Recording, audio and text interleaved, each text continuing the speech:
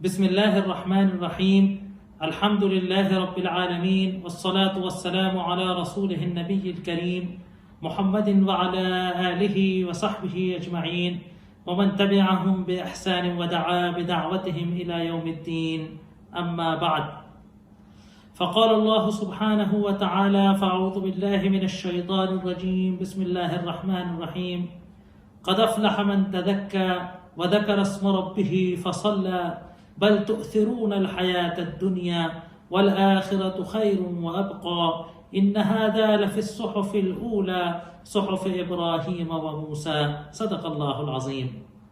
محترم ناظرین، السلام علیکم ورحمۃ اللہ وبرکاتہ. آج اس رمضان سیریز لیکچرز کی رمضان سیریز کے لیکچرز کی جو سیریز چل رہی ہے اس کا یہ آخری مرحلے پر ہم ماشاء اللہ پہنچ گئے ہیں. اور گزشتہ نشست کے اندر پچھلے لیکچر میں تھوڑی سی بات اس سلسلے میں ہوئی تھی کہ یہ جاتا ہوا رمضان، جاتا ہوا یہ ماہ مبارک ہم کو کیا پیغام دے کر جا رہا ہے، اور اس کا یہ مختصر سا چند لمحے، چند گھڑیاں، چند گھنٹے جو بچے ہیں اس کا ہمیں کیا حقیقی استعمال کرنا چاہیے، یا اس کا ہمیں کیا حقیقی استعمال کرنا ہوگا. یہ بھی بات ہوئی تھی کہ رمضان، کامیابی سے رمضان گزارنے کا مطلب کیا، اور کس کا رمضان کامیاب گزرا اور کس کا رمضان کامیاب نہیں گزرا، اس کو جاننے یا اس کو پہچاننے کا طریقہ کیا ہے. اسی سے جڑا جو اگلا موضوع ہے، جو اس کی تکمیل ہے، وہ ہے عید کا اسلامی تصور. عید ہر سال آتی ہے، ہر سال ہم لوگ عید مناتے ہیں، عید پر خوش ہوتے ہیں، عید کی ساری رسم و رواج کو فالو کرتے ہیں. عید اسلام کے نقطہ نظر سے کیا ہے، اور اللہ تبارک و تعالیٰ نے یہ دن کیوں بنایا ہے، تھوڑا سا اس پر بھی ہم گفتگو کرنے کی کوشش کریں گے. عید کہتے ہیں عربی زبان میں، عاد یعود عیدن کہتے ہیں. لفظ عاد یعنی لوٹ لوٹ کر آنے والا، کیونکہ عید ہر سال آتی ہے اور لوٹ لوٹ کے ہر سال اس وقت عید آتی ہے، تو اس لیے اس کو عید کہا گیا. عاد یعود، واپس لوٹ کر آنا، یعنی یہ وہ دن ہے کہ جو دوبارہ آئے. ہر سال رمضان المبارک کے بعد عید آتی ہے، ہر سال ذی الحجہ میں عید الاضحیٰ آتی ہے، تو اس کو عید کہا گیا. دوسرا تصور عید کا کیا ہے؟ عید کا تصور ایک خوشی کا، ایک جشن کا تصور ہے. اس کا آغاز کیسے ہوا کہ جب اللہ کے رسول صلی اللہ علیہ وآلہ وصحبہ وسلم ہجرت کر کے مدینے تشریف لے گئے، تو وہاں پر ایک دن آپ نے دیکھا کہ وہاں کے لوگ تہوار سا بنا رہے ہیں، خوشی کا دن بنا رہے ہیں، اچھے کپڑے پہن رہے ہیں. لوگوں نے بتایا کہ صاحب اس طریقے سے کیا کرتے ہیں. آپ نے کیا کہا؟ کہا یہ ان کی یہاں عید ہوا کرتی ہے، ہمارے یہاں فلاں اور فلاں 2 دن. انہوں نے بتایا کہ یہ ہمارے یہاں قومی عید ہے، تہوار کا دن ہے، خوشی کا دن ہے. آپ صلی اللہ علیہ وسلم نے فرمایا کہ اللہ تبارک و تعالیٰ نے تم کو ان جاہلیت کی عید کے مقابلے میں اس سے زیادہ بہتر 2 دن تمہیں عید کے دیے ہیں. اور پھر آپ نے ایک عید الفطر کا دن عید بنایا اور ایک عید الاضحیٰ کا دن عید کے لیے مقرر فرمایا.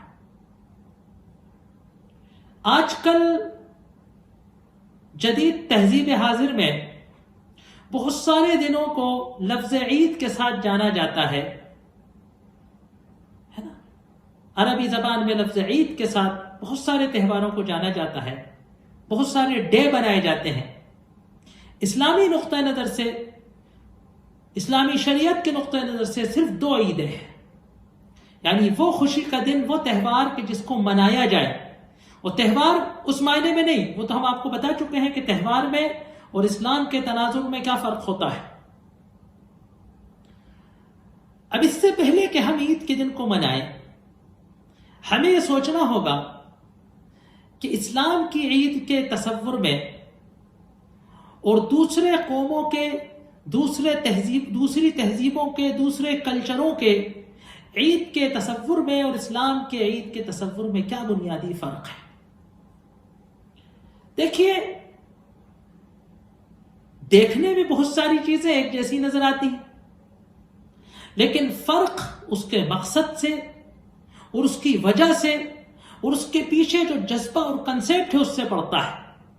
اکثر ایک مثال دی جاتی ہے کہ ایک شخص جو ہے چاقو لے کر آپ کا پیٹ چاک کرتا ہے، ایک شخص چاقو لے کر آپ کا پیٹ چاک کرتا ہے، آپ کو بے ہوش کرتا ہے، آپ کو بے ہوش کر کے لٹاتا ہے، آپ کا پیٹ چاک کرتا ہے اور اس میں سے آپ کی کڈنی نکال لیتا ہے۔ اس کو چور کہا جاتا ہے، کرمنل کہا جاتا ہے، اس کے خلاف کیس چلایا جاتا ہے۔ اسی طریقے سے ایک آدمی چاقو مار کر آپ کو قتل کر دیتا ہے، اس کو قاتل کہا جاتا ہے، اس کو سزائے موت دی جاتی ہے، اس سے قصاص لیا جاتا ہے۔ اور ایک شخص آپ کو بے ہوش کرتا ہے، نشتر سے آپ کا پیٹ چاک کرتا ہے، آپ کا آپریشن کرتا ہے، لیکن آپ اس پیٹ چاک کرنے کے بدلے میں اس کا شکریہ ادا کرتے ہو، اس کو تھینک یو کہتے ہو، اس کو ایک موٹی سی رقم ہے نا زیر بار ہو کر ادھار لے کر اس کو دیتے ہو، اور پیسہ لے کر وہ آپ کا پیٹ کاٹتا ہے اور آپ اس کو شکریہ بھی کرتے ہوئے آتے ہو۔ وہ برسوں میں جب بھی کہیں ملتا ہے تو کہتے ہو ڈاکٹر صاحب شکریہ، آپ نے زندگی بچائی تھی۔ تو عمل یکساں ہے، پیٹ کاٹنا، لیکن مقصد کی وجہ سے اس کے اندر زمین و آسمان۔ ایک بغض کا، انتقام کا شکار ہے، اور ایک شکریہ کا اور تشکر کا مستحق ہے۔ تو عید اگرچہ کہ دیکھنے میں یکساں لگے کہ صاحب ہم عید بنا رہے ہیں، اچھے کپڑے پہن کر خوش ہو رہے ہیں، رشتہ داروں سے مل رہے ہیں، ادھر سے ادھر جا رہے ہیں، خوشی کا اظہار کر رہے ہیں، لیکن ہماری خوشی کس چیز کے لیے ہے؟ غور کرنے کی بات یہ ہے کہ عید کے دن جو ہم خوشی منا رہے ہیں، کس بات کی خوشی منا رہے ہیں؟ کل میں نے کچھ اشارے کیے تھے کہ کچھ لوگ اس طریقے سے عید کے دن خوشی مناتے ہیں کہ جیسے وہ 30 دن کے قید خانے سے آزاد ہوئے ہیں اور آج وہ تمام پابندیوں کو بالائے طاق رکھ کے آج جشن بنا رہے ہیں۔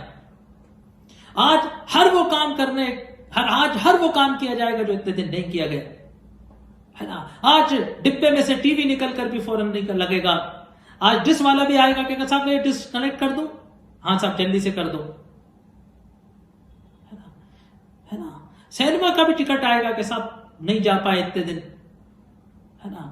مسجد کی بھی چھٹی، کیونکہ آپ بہت حاضری دے دی صاحب، اب کیا ایک ہی کام رہ گیا ہے کیا، اور کوئی دنیا میں کیا کمانا دھمانا نہیں ہے؟ تو یہ ہماری زندگی کے اندر تبدیلی آتی ہے۔ تو کبھی غور کرنا چاہیے کہ یہ جو عید کی ٹائمنگ طے کی گئی ہے اللہ تبارک و تعالیٰ کی طرف سے، یہ ہمیں کیا میسج دیتی ہے؟ دیکھیے، قدیم زمانے سے آج تک تاریخ انسانی کا اگر آپ جائزہ لیں گے اگر آپ، تو تمام عیدیں جو ہیں آپ کو ملیں گی قوموں کی، یا تو کسی سیاسی لیڈر، کسی قومی یا سیاسی لیڈر کی پیدائش کے دن پر، یا کسی بڑے آدمی کی وفات کے دن پر، یا کسی سیزنلی تبدیلی کے موقع پر، یا کسی کھیتی سے جڑے ہوئے پر، ہے نا۔ تو جو کاشتکار قومیں ہوتی ہیں ان کے تہوار کھیتی کے مناسبت سے جڑے ہوئے ہوتے ہیں۔ کھیتی، فصل کٹ گئی تو اب تہوار ہے، فصل بو دی ہے تو پوجا کرے گی۔ کوئی عید کیا ہوتی ہے کہ صاحب کسی مذہبی رہنما کسی نبی کے پیدائش کے دن پر عید ہے، کسی بڑے مذہبی پیشوا کی عید ہے نا۔ اگر اس تناظر سے آپ دیکھیں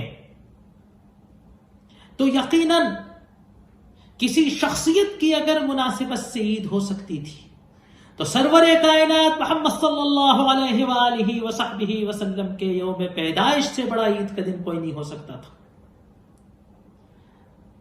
اگر کسی ہستی کے یوم وفات منانے کا دن تھا تو سرور کائنات محمد صلی اللہ علیہ وآلہ وصحبہ وسلم کی وفات کے دن سے بڑا کوئی دن منانے کا نہیں ہو سکتا تھا۔ اگر کسی کی شہادت یادگار بنا کر جو ہے تہوار بنانے کا دن ہوتی تو روز احد، شہدائے احد کی قربانی یقیناً وہ جشن عید بنانے کے لائق تھی۔ اگر کوئی قومی فتح، کسی حکومت کی تشکیل، کسی نظام حکومت کی باغ ڈور ڈالنا اور کسی سیاسی نظام کا قیام، کسی ازم کا قیام، اگر کوئی تہوار کی بات ہوتی تو ہجرت کا دن یقیناً عید کا دن ہو سکتا تھا، جس دن اسلامی ریاست کی بنیاد ڈلی تھی۔ اگر جیسے کہ میں نے کہا کہ قرآن پاک کے نزول سے بڑی کوئی نعمت زمین پر نہیں ہو سکتی تھی، قرآن کی وحی جس دن آئی ہے، اللہ کے رسول صلی اللہ علیہ وسلم کو جس دن مبعوث کیا گیا، اس سے بڑا تہوار کا دن کوئی نہیں ہو سکتا تھا۔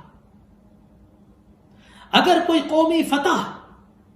قومی فتح جشن بنانے کا دن ہوتی تو فتح مکہ سے بڑا کوئی دوسرا موقع نہیں تھا۔ اگر کوئی قومی جیت کا یادگار ہے نا، ہمیں تہوار بناتے ہیں لوگ کہ فلاں راجہ پر غالب ہوا، وہاں سے اپنے مظلوم رشتہ داروں کو چھڑا کر لایا، تو تہوار کا موقع ہے۔ وہ جیت کر واپس آیا تو لوگوں نے اس کا استقبال کیا چراغاں کر کے، ہے نا۔ تو بدر کی جیت، ہم نے اپنے لیکچر میں بدر کے بارے میں گفتگو بھی کی تھی۔ بدر کی جیت جو ہے، بدر کی نصرت جس کو قرآن پاک میں ذکر کیا گیا، وہ ایسی بات تھی کہ فتح بنتی۔ لیکن کبھی غور کیجئے کہ عید کے وقت اللہ تبارک و تعالیٰ نے کیا چنا۔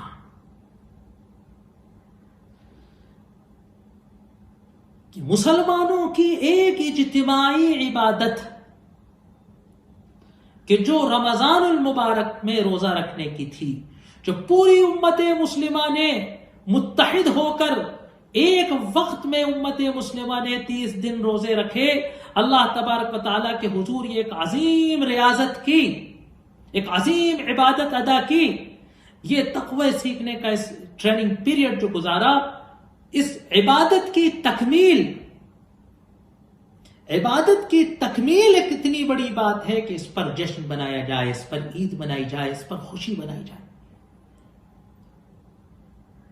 دوسری عید کا وقت رکھا گیا عید الاضحیٰ، کہ ساری امت مسلمہ جس وقت ایک بڑا فریضہ حج، ملت ابراہیمی، ملت توحید کا شعار جو حج ہے ابراہیم علیہ السلام کا، جو تمام موحدین کا قبلہ ہے کعبہ، سب سے بڑی عبادت کہ جو تکمیل دین ہے، جس میں اسلام کے 5 ارکان 4 ادا ہو چکنے کے بعد یوم عرفہ کے حضور جس دن کھڑے ہو کر حج تکمیل ہوتا ہے اور منی میں حج کے ایام پورے ہوتے، منی میں حج کے ارکان پورے کیے جاتے ہیں، وہ دن پوری امت کے لیے عید کا دن ہوتا ہے۔ گویا سمجھ ہی آیا کہ کسی ریاست کا قیام، کسی لشکر پر جیت، کسی شہر کی فتح، کسی نظام کا قیام، کسی بڑی شخصیت کی پیدائش، کسی بڑے مذہبی یا قومی لیڈر کے آنے سے قوم کو نشأت ثانیہ مل جانا، ان سب باتوں سے بڑی بات ایک مومن قوم کے لیے یہ ہے کہ وہ کامیاب طریقے سے اللہ تبارک و تعالیٰ کے حکم کی تعمیل کر لے۔ اللہ کے ایک حکم کو پورا کیا، یہ مومن کی زندگی میں عید جیسی خوشی کی بات ہے۔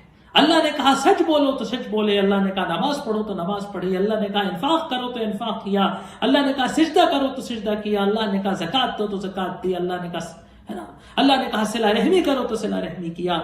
جب اللہ کے حکم کو پورا کیا، یہ مومن کی زندگی میں اس کے دل کے اندر ایک جشن کا، بہار کا موقع ہے، خوشی کا موقع ہے۔ اس کا مظہر ان دونوں عبادتوں کے ساتھ عید کے تصور کو جوڑ کر اللہ تبارک و تعالیٰ نے ہمارے سامنے پیش کیا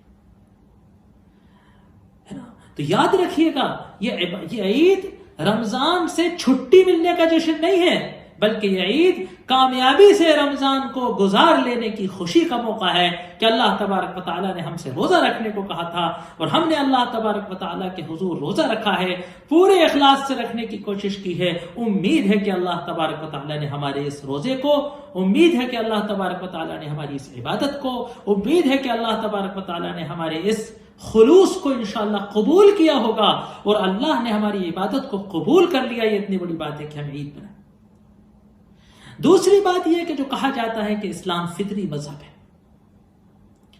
فطرت انسانی کا مذہب ہے، کہ جب انسانی فطرت کے اندر یہ بات ہے نا، انسان کی فطرت کے اندر یہ بات ہے کہ وہ عید منائے، کوئی دن اس کے جشن کا بھی ہو کہ صاحب یہ ہماری قومی تہوار ہے، آج ہم خوشی مناتے ہیں، آج ہم جو ہے خوشی کا اظہار کرتے ہیں، ایک قومی موقع ہے۔ تو اللہ تبارک و تعالی نے اس فطرت انسانی کی ضرورت کو بھی پورا کیا، لیکن اس کو جیسے کہ میں نے آپ کو بتایا کہ کس وجہ سے ہم عید بنا رہے ہیں، یہ اس پورے تہوار کے کنسیپٹ کو، ہماری سائیکولوجی پر، ہمارے ذہن پر اس کا اثر ہوتا ہے۔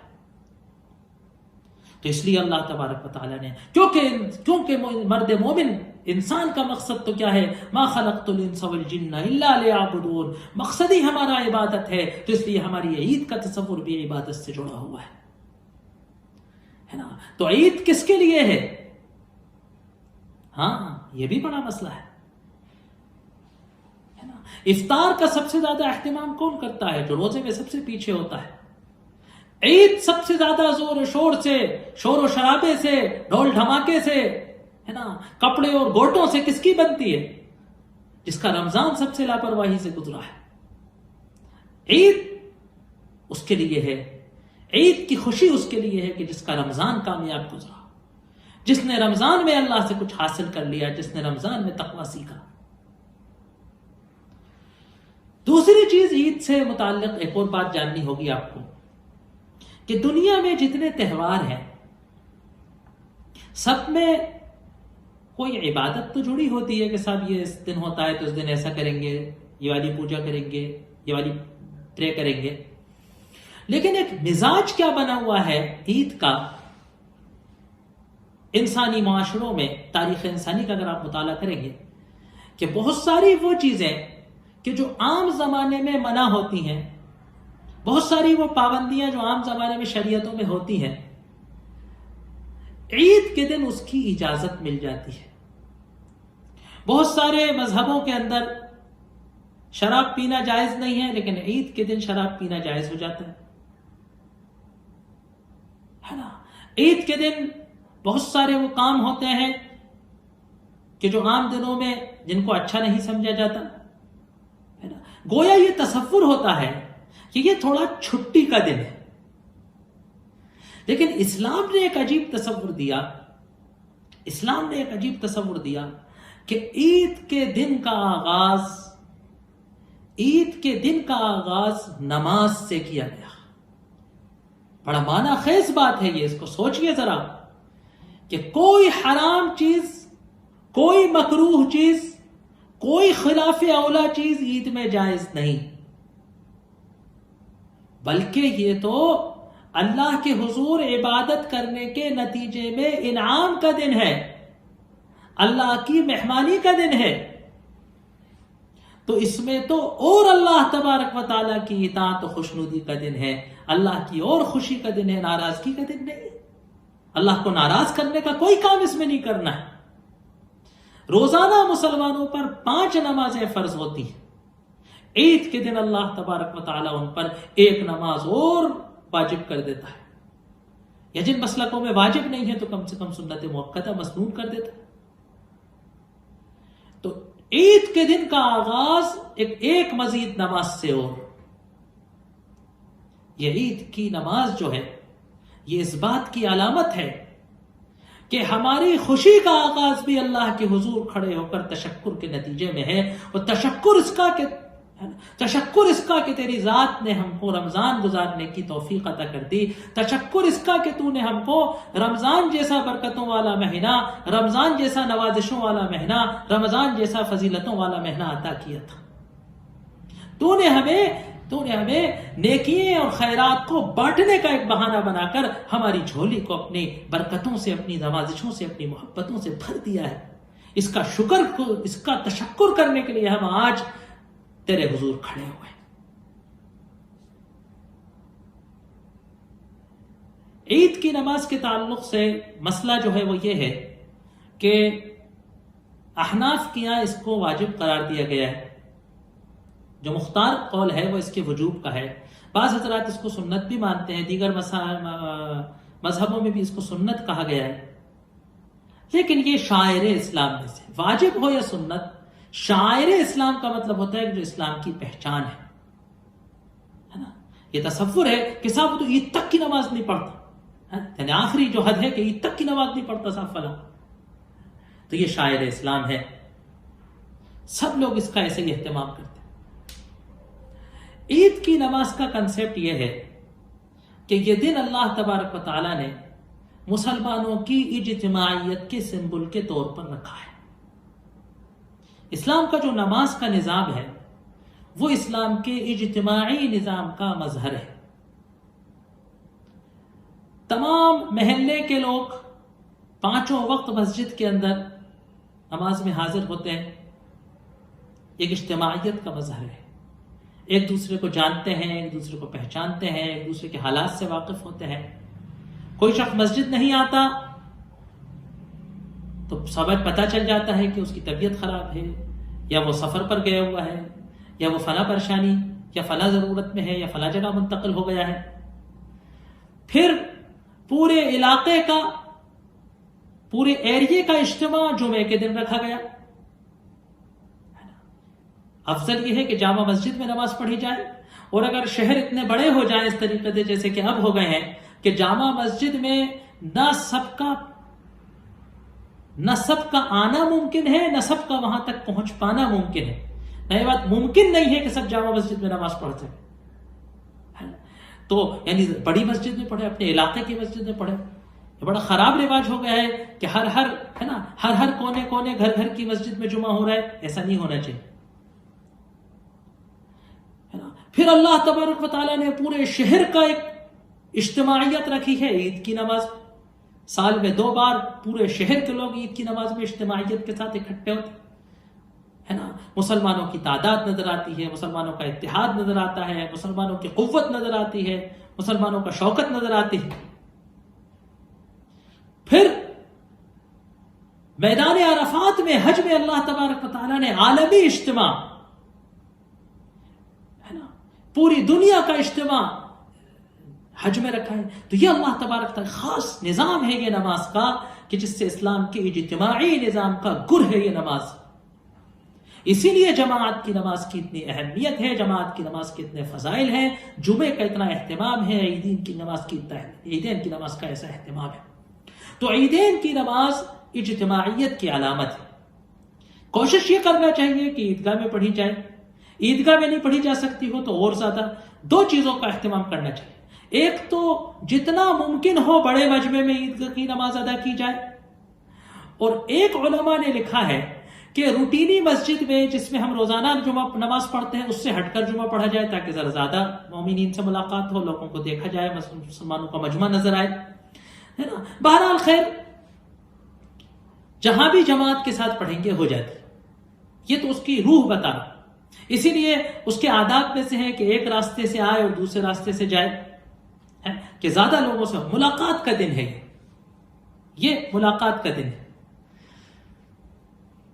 اس کے بارے میں فضائل آتے ہیں کہ فرشتوں کی ایک بڑی جماعت عید کے دن نازل ہوتی ہے اور مسلمانوں کو عید کی مبارکباد دیتی ہے، مسلمانوں سے دعائے مغفرت کرتی ہے. تو ایک راستے سے جائیں گے اور ایک راستے سے آئیں گے تو زیادہ فرشتوں سے ملاقات ہوگی، زیادہ فرشتوں کی دعا ہمیں حاصل ہوگی، ہے نا. تو یہ تو عید کی نماز کا مسئلہ عام ہوا. اب ایک مسئلہ یہ ہے کہ اس سال کیونکہ مخصوص حالات ہو گئے ہیں اور دنیا کے اندر کرونا وائرس سے منتشر ہونے والی جو مہاماری پھیلی ہوئی ہے زمین پر اور ہمارے ملک میں اور ہمارے شہر میں، اور اس میں احتیاطی تدابیر کے تحت جو ہے سوشل ڈسٹینسنگ کی بات کی گئی ہے. اور اب یہ ہے کہ یا تو یہ کہ جان کا بچانا اسلام کے اندر سب سے پرائیورٹی رکھتا ہے، تو خود اغراض شریعت بھی یہ ہے کہ جان کا تحفظ سب سے پہلے ہے نا. اگر کسی کو معلوم ہو کہ قاتل میرے گھر کے دروازے کے باہر ہاتھ لگائے بیٹھا ہے، میں نکلوں گا تو مجھے یقیناً قتل کر دے گا، تو ایسی صورت میں جماعت سے نماز پڑھنا ضروری نہیں ہے. ایسی صورت میں عید کی نماز نہیں پڑھے گا آدمی. جان بچانا سب سے پہلے ہے نا.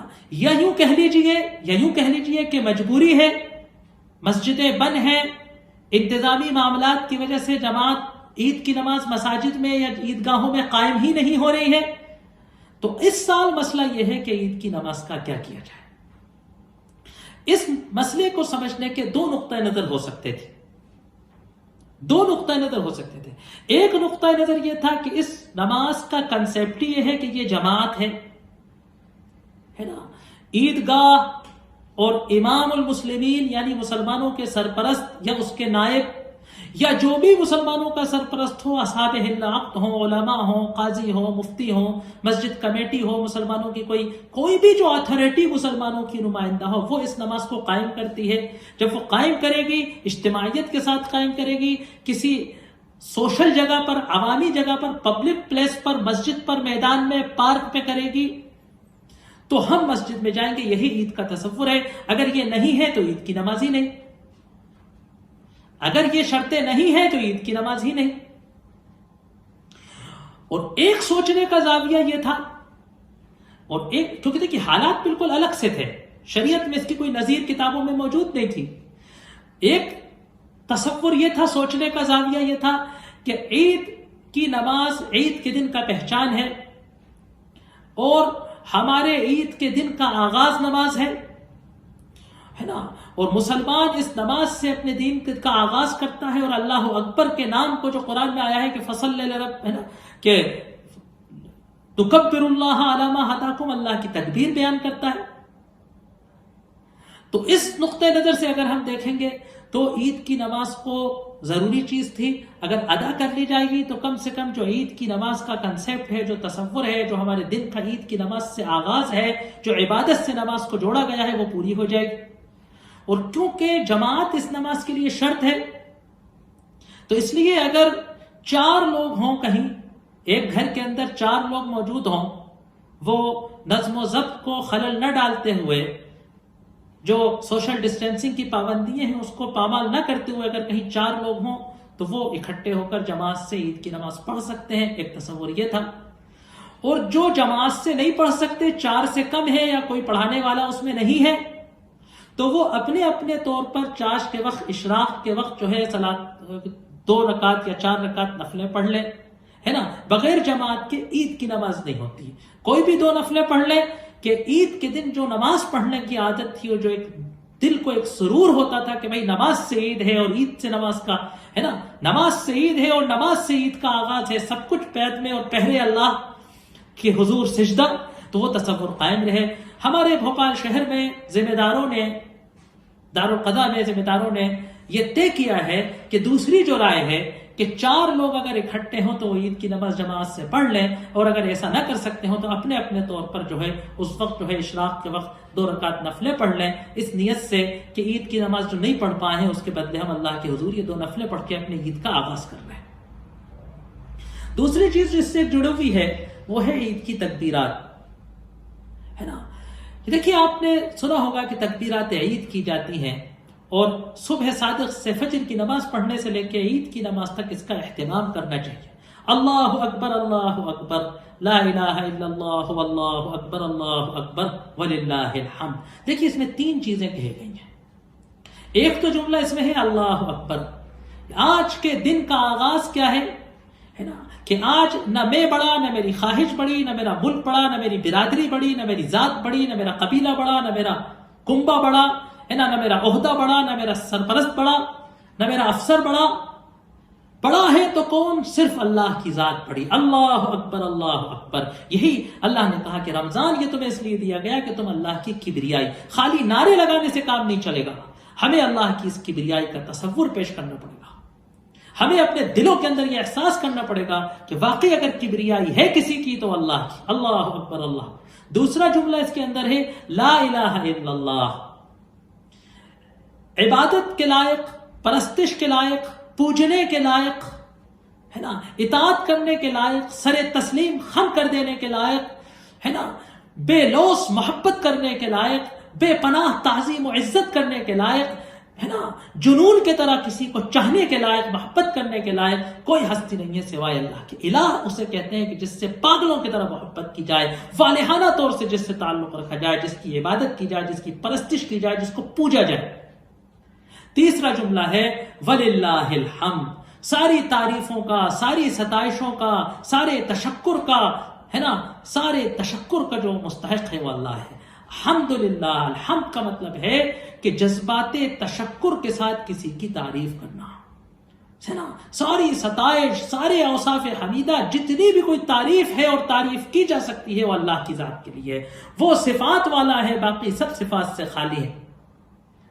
وہ خوبیوں والا ہے، باقی کوئی خوبیوں والا نہیں.